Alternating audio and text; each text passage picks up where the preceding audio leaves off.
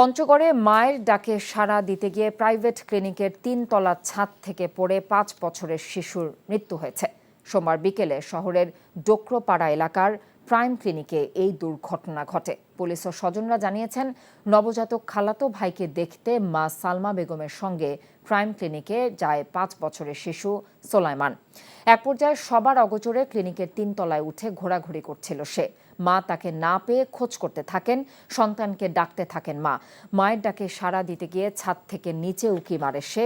এ সময় পাশের একতলা ভবনের ছাদে পড়ে মাথায় গুরুতর আঘাত পায় শিশুটি।